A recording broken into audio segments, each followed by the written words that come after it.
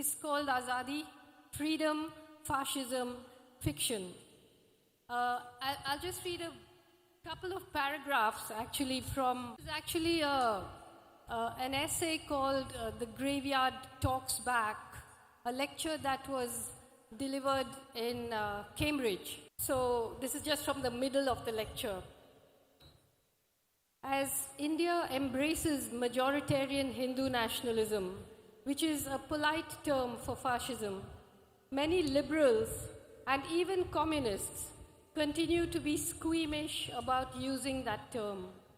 This notwithstanding the fact that RSS ideologues are openly worshipful of Hitler and Mussolini, and that Hitler has found his way onto the cover of an Indian school textbook about great world leaders alongside Gandhi and Modi.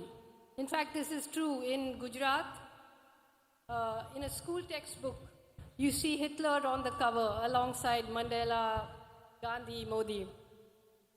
The division in opinion on the use of the term comes down to whether you believe that fascism became fascism only after a continent was destroyed and millions of people were exterminated in gas chambers, or whether you believe that fascism is an ideology that led to those high crimes, that can lead to those crimes, and that those who subscribe to it are fascists.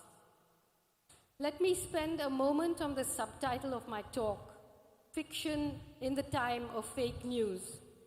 Fake news is at least as old as fiction is, and of course both can often be the same thing.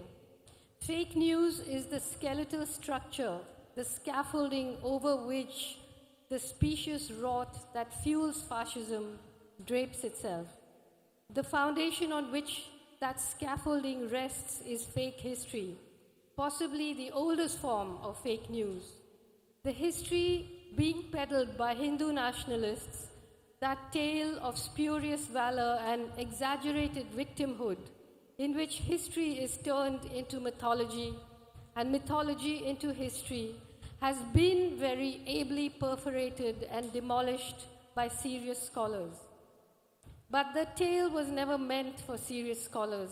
It is meant for an audience that few serious scholars can hope to reach. While we laugh in derision, it is spreading like an epidemic and blossoming in the popular imagination like a brain-deadening malignancy.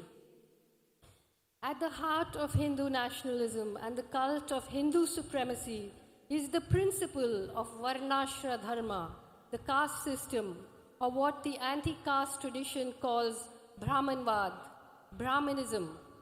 Brahmanism organizes society in a vertical hierarchy based on supposedly celestially ordained graded scale of purity and pollution, entitlements and duties, and hereditary occupations. Right on top of the ladder are the Brahmins, the embodiment of purity, the resting place of all entitlement.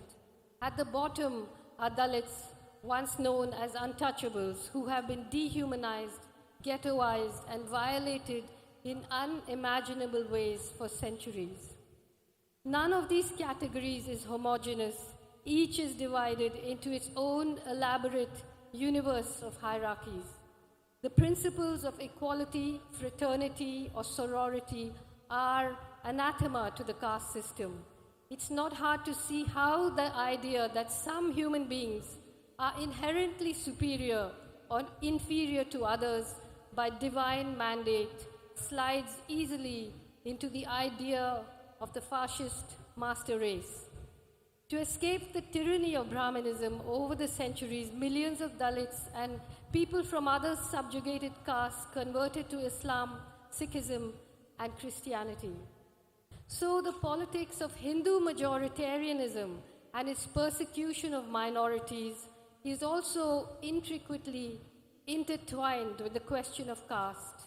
Even today, caste is the engine and the organizing principle that runs almost every aspect of modern Indian society. And yet, so many celebrated writers, historians, philosophers, sociologists, and filmmakers have collectively managed to produce a formidable body of work on India, work that is domestically as well as internationally applauded and handsomely rewarded, that either turns caste into a footnote or completely elides the issue. I would call that fake history too, the great project of unseen